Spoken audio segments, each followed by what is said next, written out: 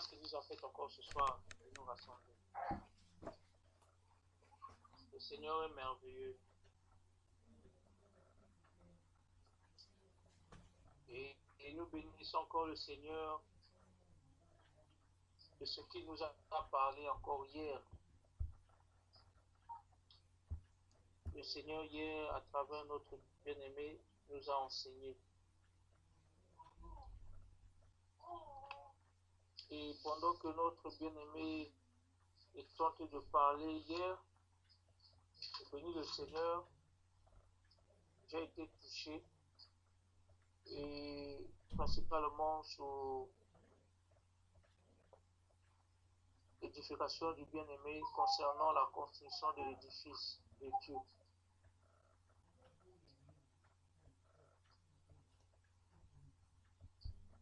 L'édifice de Dieu bien-aimé est construit par des pierres vivantes. Et le Seigneur, dans la Bible, nous étions pierres vivantes.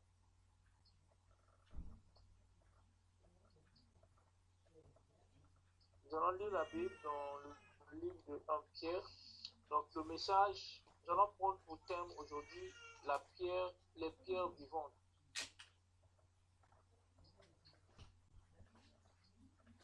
En parenthèse, les enfants de Dieu.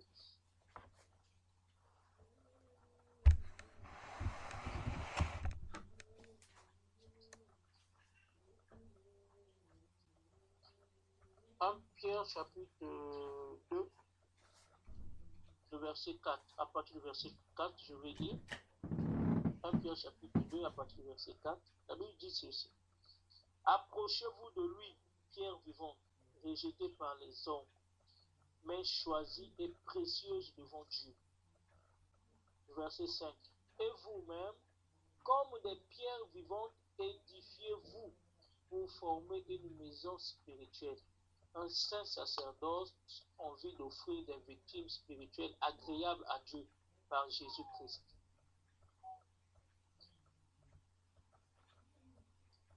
Et je lis la suite, verset 6. Car il y a dans l'Écriture, voici, je pose en Sion une pierre angulaire choisie précieuse, et celui qui croit en elle ne sera pas confondu. L'honneur est donc pour vous qui croyez, mais pour les incrédules, la pierre qu'ont rejeté ceux qui bâtissaient est devenue la pierre, celle de l'angle, et une pierre d'achoppement, et un rocher de scandale.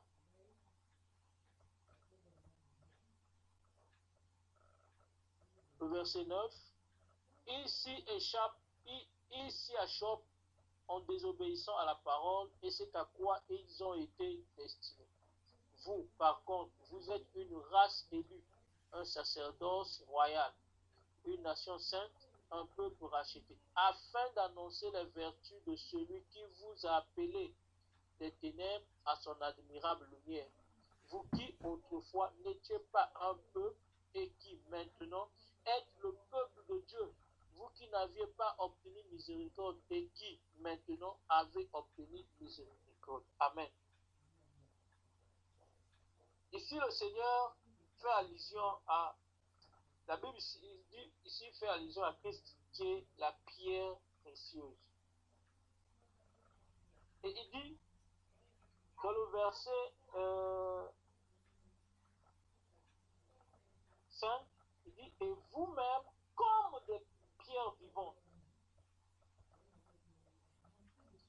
Donc, la Bible ici nous identifie comme Christ étant la pierre précieuse, la pierre principale. Et la Bible dit, nous aussi sommes des pierres vivantes. À quel moment nous sommes devenus les pierres vivantes?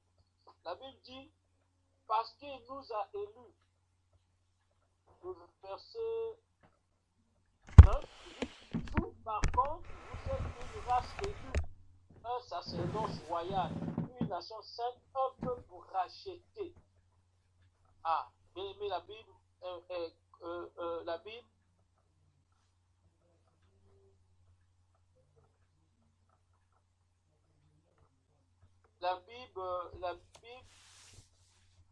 nous dit que nous avions été rachetés.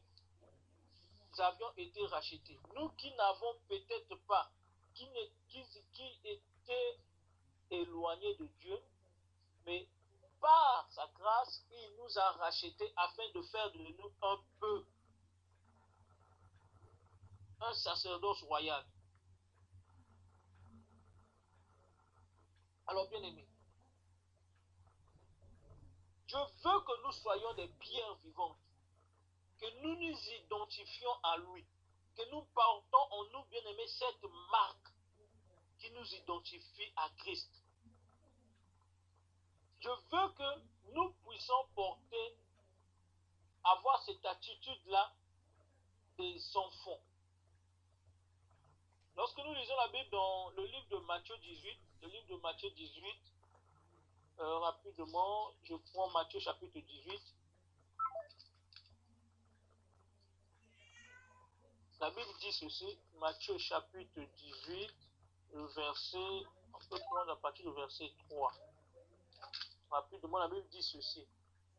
En vérité, je vous le dis, si vous ne vous convertissez et si vous ne devenez comme les petits enfants, vous n'entrerez point dans le royaume des cieux. Je veux que nous devenions des petits enfants. Nous devenons des enfants afin que nous puissions rentrer dans le royaume des cieux.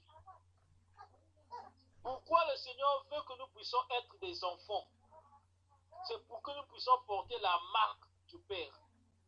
Vous savez, bien aimé, tout enfant porte une marque qui l'identifie à ses parents, qui l'identifie à son père.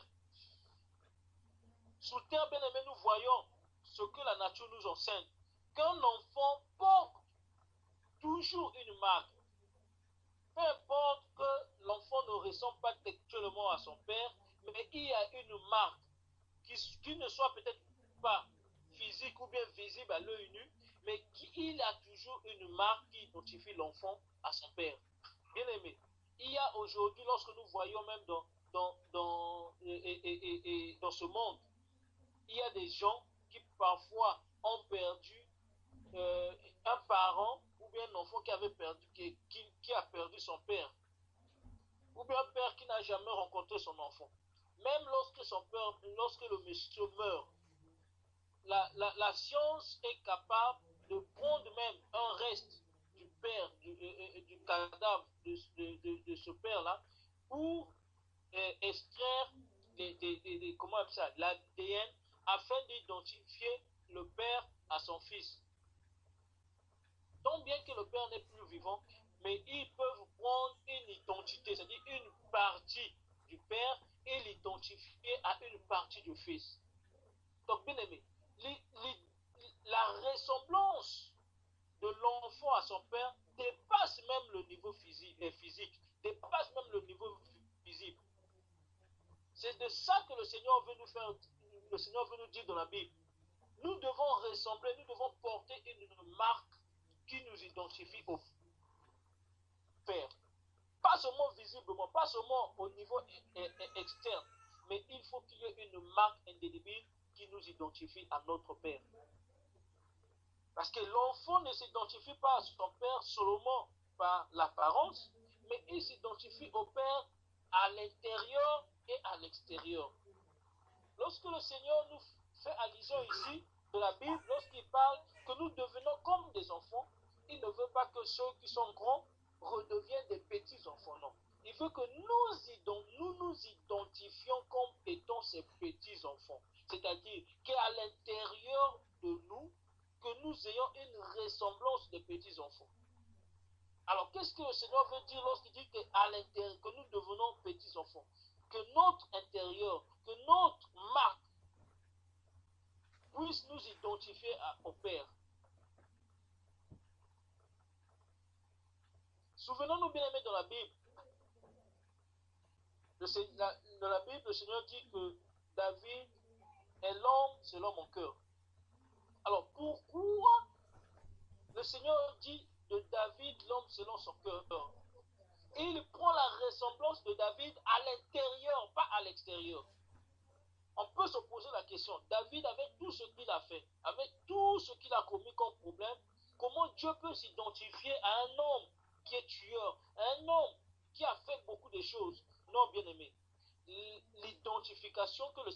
allusion ici dans la Bible, l'homme selon mon cœur, il fait allusion au cœur, à l'intérieur.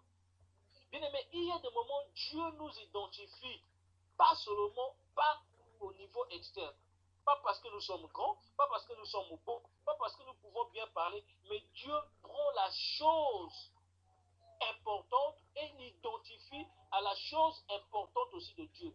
Tout comme aujourd'hui, lorsqu'on veut comparer, on veut identifier un enfant à son père, on ne fait pas seulement allusion au visage ou bien au physique, mais on va prendre quelque chose qui se trouve à l'intérieur de l'enfant afin d'identifier à son père, à quelque chose de son père qui se trouve également à l'intérieur. Donc, lorsque j'ai pris l'exemple de l'ADN, c'est quelque chose qui n'est pas visible, bien aimé.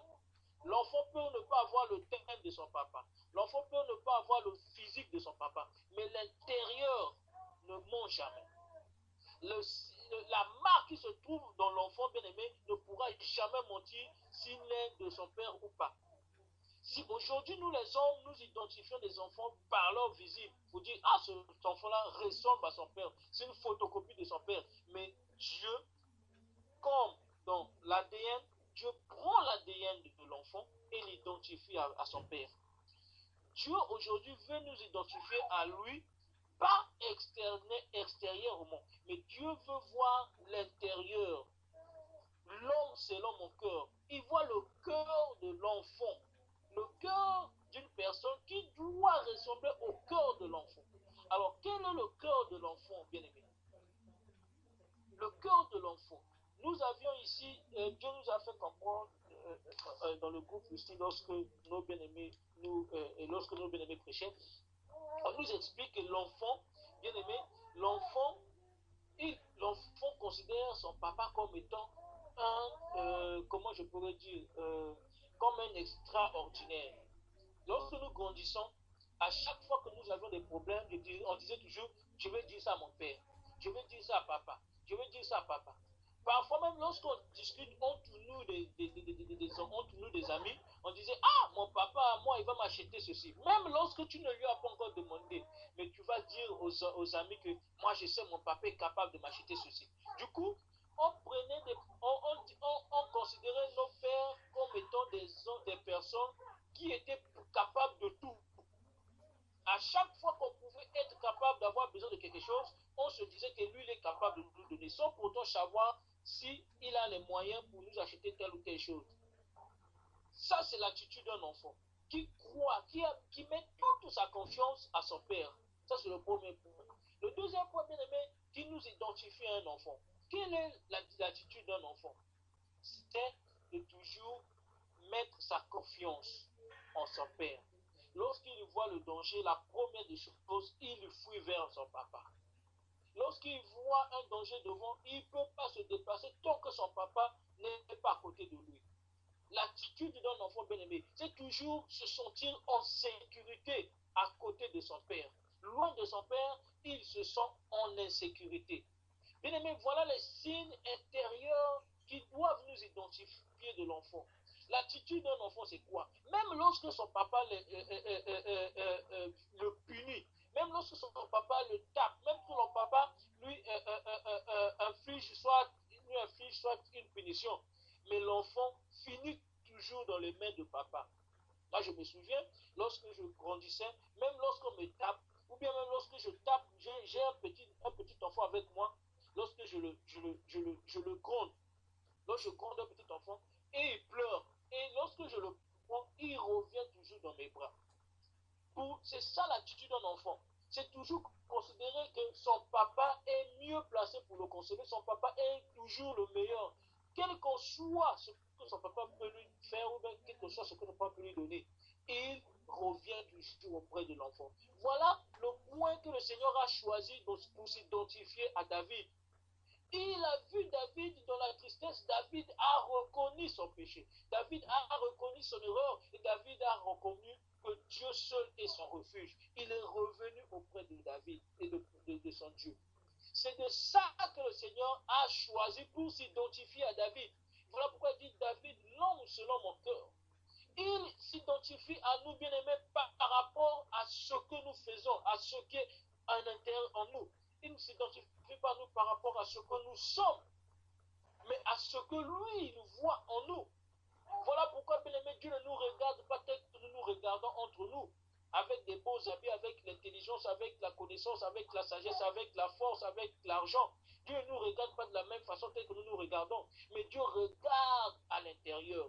Et si Dieu veut nous identifier à lui, c'est à l'intérieur que Dieu nous identifie à lui. Bien aimé, Dieu veut que nous soyons des pierres vivantes. Dieu veut que nous soyons des pierres vivantes. Dieu ne voit pas, bien aimé, l'extérieur. Il voit ce qu'il voit en nous. Et c'est de ça que le Seigneur nous identifie à lui. Dieu ne va pas t'identifier à lui lorsque tu auras des beaux habits, lorsque tu seras bien habillé. Dieu va s'identifier à lui lorsque il verra que ton cœur est comme son cœur. Que ton cœur est capable de pardonner. Que ton cœur est capable de revenir à lui. Un enfant reconnaît toujours son père. Un père reconnaît toujours son enfant. Quelles que soient les situations, quels que soient les problèmes, un enfant dans son cœur, il dit, mon père est capable de ceci. Prenons l'exemple bien aimé de l'enfant prodige dans la Bible. Malgré qu'il est allé loin, malgré qu'il a dépensé son argent, qu'est-ce qu'il n'a pas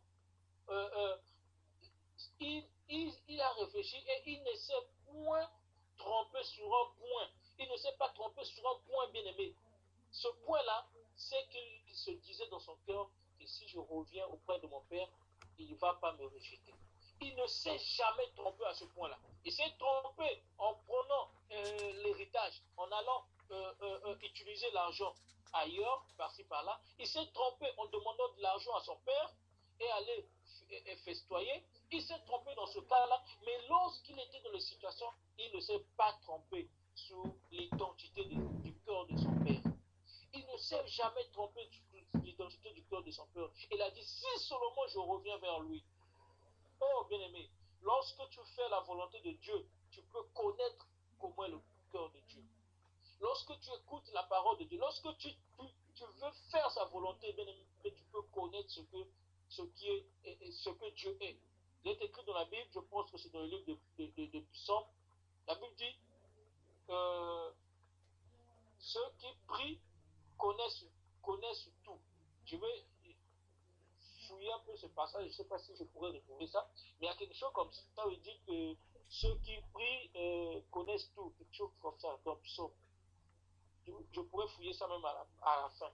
Donc c'est pour dire quoi? Lorsque nous faisons ce que le Seigneur nous demande, au fil du temps, nous finirons par comprendre comment est le cœur de Dieu. Nous finissons par comprendre quelle est la nature de Dieu. Qu'est-ce que le Seigneur attend de nous? Bien aimé, pour une petite parenthèse, ce n'est qu'au fur et à mesure je voyais ce que je faisais et la façon que je marchais par rapport aux instructions de mon père, que j'ai fini par comprendre que mon père était comme moi lorsqu'il avait mon âge. Pourquoi? Parce qu'il y avait des ressemblances entre lui et moi. C'est à ce moment-là, je commençais même à conclure que certainement que mon père, à son âge, devant telle situation, il avait pris telle décision. Parce que je voyais une certaine ressemblance par rapport aux décisions, par rapport à ma façon de faire les choses, par rapport à la façon que mon père faisait les choses. Bien aimé, lorsque tu fais ce que ton père te demande, tu vas finir par comprendre quel est le cœur de Dieu. Lorsque tu fais sa volonté, tu finiras par comprendre le cœur de Dieu. Il t'arrivera, bien aimé, devant une situation, tu diras, non, mon Dieu ne pourra jamais faire ça. Mon Dieu n'acceptera pas que je fasse ceci. Voilà pourquoi, bien aimé, dans la Bible, Joseph a pris la résolution de ne pas coucher avec la femme de Potiphar. Parce qu'il savait, il connaissait le cœur de Dieu. Il dit, ce n'est pas pour Potiphar que je refuse de faire cela, mais c'est pour mon Dieu. Oui, bien aimé, lorsque nous faisons la volonté de Dieu, lorsque nous nous identifions, nous redevenons comme des enfants. Mais en réalité, cette identification se fait à l'intérieur. Tu finis par comprendre, tu finis par marcher selon ce que le Seigneur te demande, selon le cœur de Dieu. Et à ce moment-là, Dieu peut t'aider en choisissant ce qui est bon. Dieu peut t'aider en évitant de commettre l'erreur. Dieu peut t'aider en choisissant sa voie. Ce n'est pas lorsque nous voyons avec les yeux, mais ça travers le cœur. Lorsque tu rentres en toi, tu te dis, oh, qu'est-ce que Dieu me demande de faire? Ça veut dire que le cœur de Dieu souhaite que je fasse ceci. Et c'est à partir de là que nous voyons que notre vie prend la bonne direction. Et c'est comme ça que la Bible peut dire que la crainte de l'Éternel est le commencement de la sagesse. Bien aimé, c'est parce que nous ne voyons pas comment ce passage est capable de transformer la vie de quelqu'un. La crainte de l'Éternel est le début de la sagesse.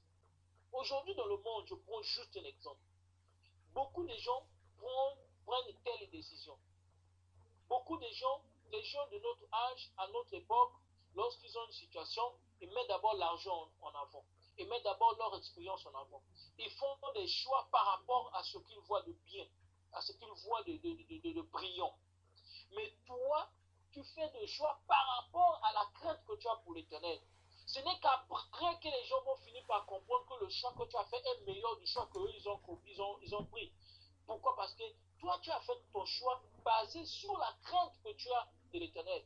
Et c'est après que les gens vont comprendre, ils vont dire de toi, cette personne, cet enfant-là est sage. Comment? Parce que toi, ce n'est pas par sagesse que tu as décidé de prendre ou de faire ceci, mais c'est parce que tu as craint. C'est par crainte de l'Éternel que tu as voulu prendre telle décision. Je prends juste un exemple. J'étais en train de causer avec un petit qui était venu me voir, il discutait avec moi. J'étais en train de voyager, il me dit, ah mais non, j'étais à l'étranger, il me dit, mais comment tu arrives à aller à l'étranger pendant des mois, tu laisses ta femme seule? Je lui ai dit, moi je crois que le Seigneur est capable de veiller sur ma femme. Peu importe le temps que je ferai à l'extérieur, je sais que mon Dieu est capable.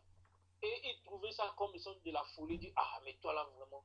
Donc toi tu as confiance totale à ta femme. Il dit non, c'est pas le fait que j'ai confiance totale à la femme, mais j'ai confiance totale à Dieu. Ce Dieu qui m'a donné cette femme-là est capable de veiller sur ma femme.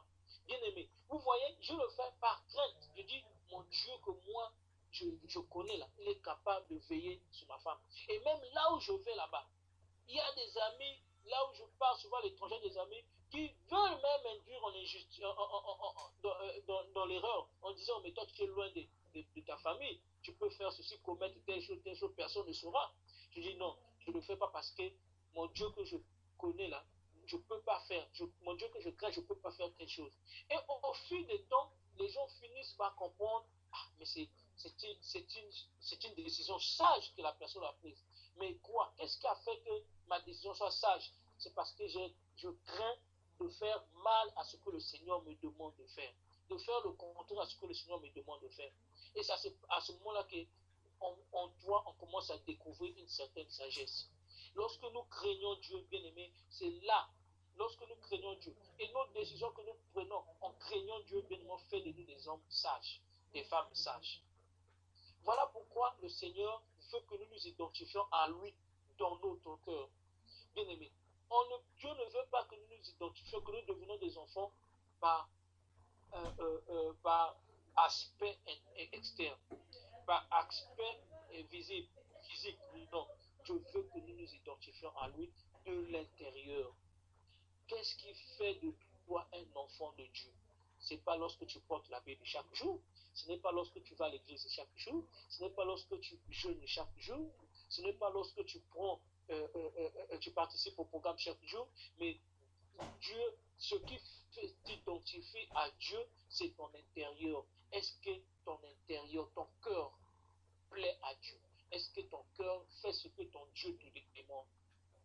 Bien aimé, par la bouche, nous l'avions dit dernièrement, on peut dire que moi je suis le fils de Dieu, Dieu me connaît. Mais non, à l'intérieur, on n'est pas dans ce cas-là. Comme avait dit le bien-aimé Thio hier, qu'il y a des gens qui confondent des saisons. Ils croient être enfants de Dieu, mais en réalité, à l'intérieur, ils ne le sont pas. Voilà pourquoi Dieu sera même au point de les rejeter en disant que je ne vous connais pas parce que vous n'avez pas fait ma volonté. Alors, nous n'avons pas accepté la parole de Dieu dans nos cœurs et accepté que cette parole nous transforme de l'intérieur. Mais la parole doit commencer par nous transformer de l'intérieur et non de l'extérieur. C'est comme avait dit notre bien-aimé Elgo ici, il y avait des décisions qu'il avait faites pour faire ceci. Lorsque tu veux faire les choses par forcer, ça ne marche pas. Lorsque tu veux prendre la décision de changer en forçant, ça ne marchera pas. J'en ai pris cette décision à une époque, bien aimé. J'ai décidé d'aller à l'église chaque jour, de porter la Bible chaque jour, de prêcher la Bible, d'aller prêcher, faire des évangélisations de maison en maison. Mais rien de cela m'a servi parce que j'ai voulu le faire au niveau externe. La chose que j'ai fini par comprendre, c'était de changer de l'intérieur. Oh bien-aimé, lorsque tu changes de l'intérieur, tu verras que le Seigneur va faire de toi une nouvelle personne. C'est de l'intérieur, bien-aimé, que nous devons transformer. Car c'est de l'intérieur que le Seigneur nous identifie à lui. C'est pas parce que tu es bien portant. Voilà pourquoi, bien-aimé, je peux conseiller certains frères et sœurs qui, devant des situations, se croient être abandonnés devant Dieu. Non, bien-aimé. Ce n'est pas le problème, la situation que tu rencontres qui fait que Dieu puisse t'oublier, que Dieu ne puisse pas te voir.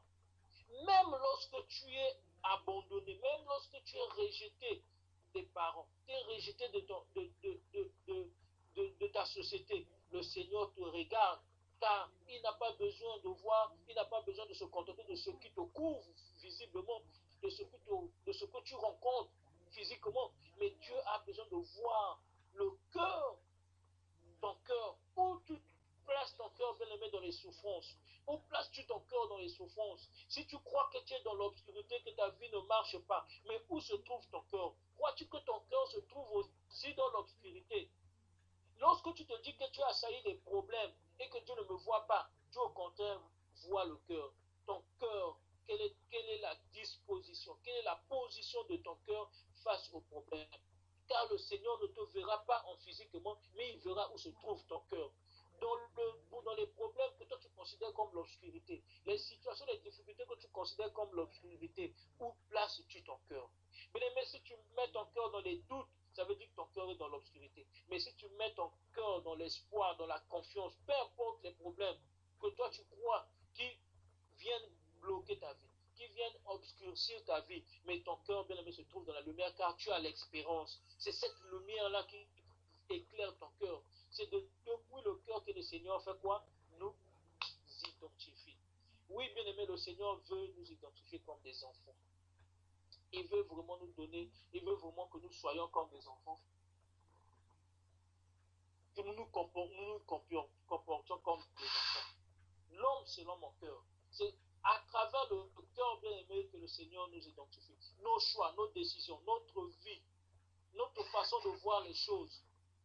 Mais n'oublions pas que les décisions viennent du cœur.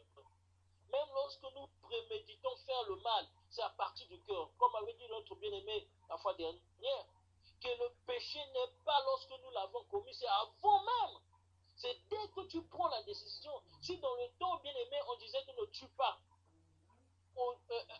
à l'Ancien Testament, on considérait le péché lorsque quelqu'un commettait l'acte.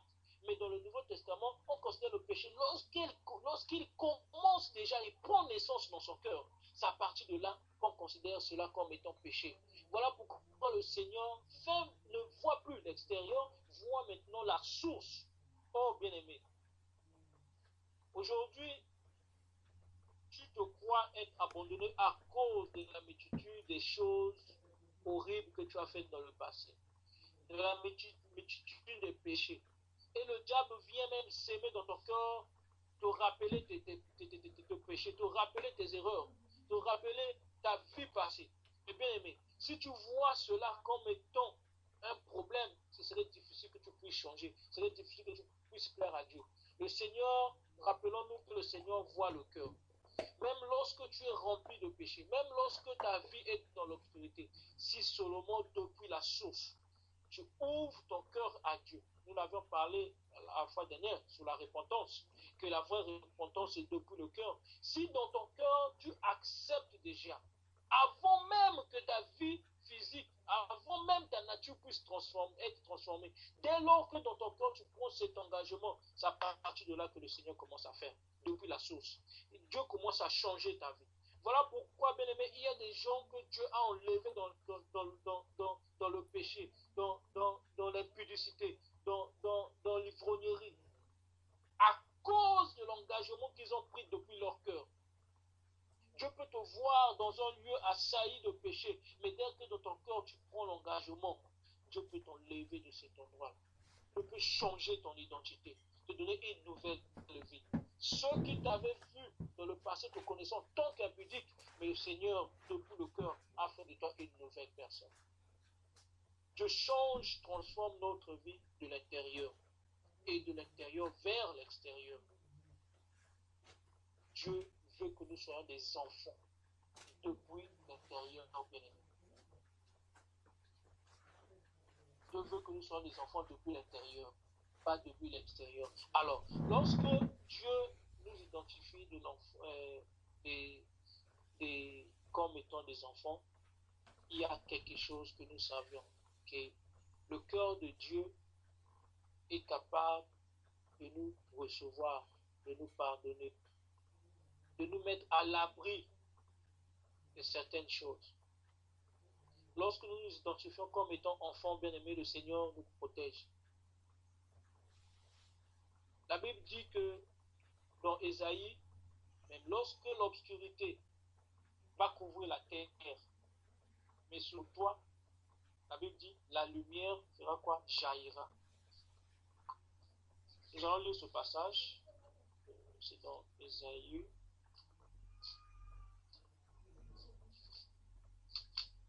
Lorsque l'obscurité va gagner la terre, mais sur toi, la lumière fera quoi? Jaillira.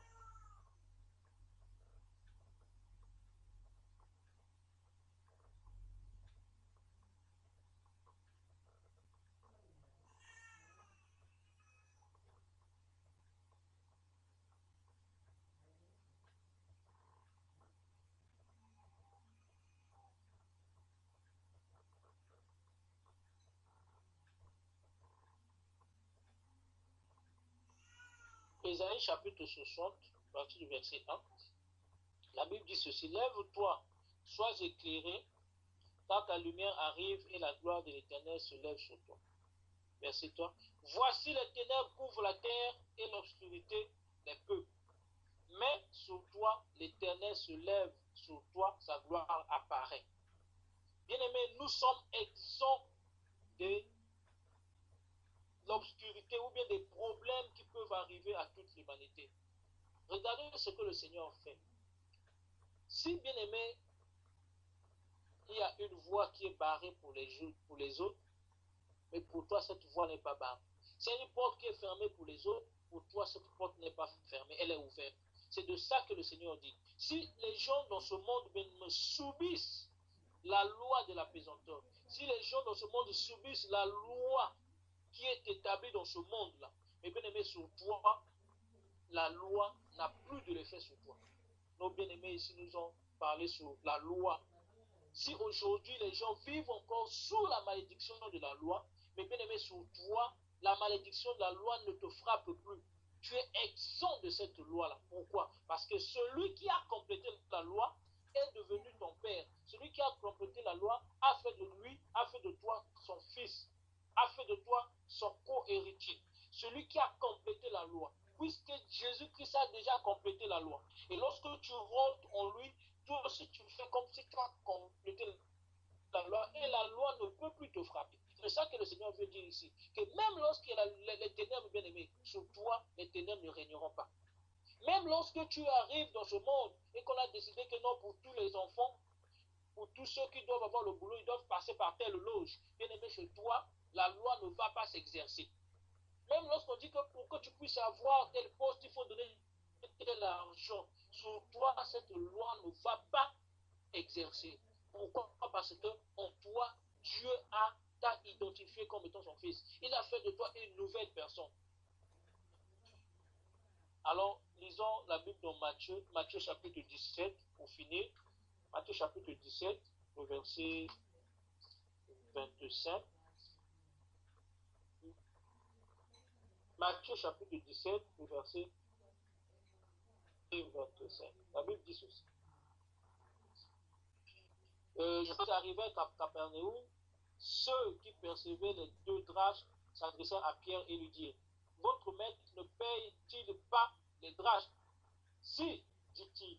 Et quand il fut entré dans la maison, Jésus prit le premier la parole et dit, Simon, qu'en penses-tu? Les rois de la terre, de qui prennent-ils des taxes ou un tribut? De leurs fils ou des étrangers? Simon Pierre lui répondit, des étrangers. Et Jésus lui répondit, les fils en sont donc exempts. Ici, le Seigneur a pris l'exemple de la tribu, de la taxe, de l'impôt à tout étranger. Jésus prend l'exemple. Il dit, les rois de ce monde-là prélèvent la taxe de leurs fils ou des étrangers. Simon lui dit, ils prélèvent la taxe des étrangers. Il dit, alors, donc les enfants sont comment? Sont exempts de ces. C'est-à-dire, les enfants sont mis à l'écart. Les enfants, cette loi-là ne marche pas avec les enfants, avec les fils. Cette loi ne frappe pas avec les fils parce qu'ils sont les enfants de ces rois-là qui demandent la taxe, qui demandent comment on appelle ça, qui demandent l'impôt. C'est de même aussi, bien aimé, une fois devenu enfant de Dieu, il est écrit que la lumière va régner sur nous. Car les enfants de Dieu, ils vivront sous la justice de Dieu. La justice de Dieu va régner sur nous, bien-aimés. Et nous serons exempts de la taxe. Cette taxe, ça peut être le châtiment, ça peut être le jugement. Cette taxe, ça peut être un fléau. Voyons ce qui s'est passé en Égypte. Lorsque Dieu a décidé de frapper tout l'Égypte de la mort, qu'est-ce qui s'est passé? Et il y avait ceux qui s'étaient identifiés comme étant les enfants de Dieu qui étaient épargnés. Si aujourd'hui, bien-aimés, nous savons qu'il y a des fléaux qui viendront, car l'Ancien Testament est l'image des choses qui viendront de nous. Il y aura des fléaux, il y aura le déluge, mais seuls les enfants de Dieu pourront échapper à ces choses-là. Voilà pourquoi la Bible dit dans Daniel que ceux qui seront fermes s'échapperont. Ceux qui vont tenir ferme jusqu'à la fin vont s'échapper de tout ce qui doit arriver. Veillons et priez, comme dit la Bible, afin d'échapper à tout ce qui doit arriver. Si nous sommes des enfants bien-aimés, Dieu nous épargne de tout ce qui viendra, qui frappera l'humanité à cause du péché. Dieu va nous épargner sur le fléau qui viendra frapper toute l'humanité à cause de l'incrédulité. Dieu va nous épargner du fléau qui viendra frapper toute l'humanité à cause du rejet de la parole de Dieu. Dieu va nous frapper et Dieu va nous épargner du fléau qui viendra frapper toute l'humanité à cause du fait qu'ils ont renié le nom de Jésus-Christ. Voilà, bien-aimés, que Dieu nous bénisse, qu'il nous aide et que nous comprenons que l'identification que nous devons faire doit commencer de l'intérieur. C'est ainsi qu'en devenant des enfants, Dieu fait de nous comment? Des pierres vivantes. Et dans la Bible, lorsque le Seigneur parle des pierres vivantes, il fait allusion des enfants qui sont sages, des enfants qui vont conduire, qui vont juger le monde, des enfants qui vont conduire selon la sagesse. Nous pourrons lire ça dans le livre de Matthieu, dans le livre de 1 Pierre que nous avions lu, 1 Pierre chapitre 2. Le Seigneur parle des pierres vivantes, il parle de la sagesse, car Jésus étant la pierre, la principale, qui était remplie de la sagesse. Mais ceux qui voulaient construire, ceux qui voulaient bâtir leur vie, l'ont rejeté et se sont retrouvés comment? Dans l'obscurité. Lorsque ceux qui ont rejeté la sagesse bien-aimée se sont égarés.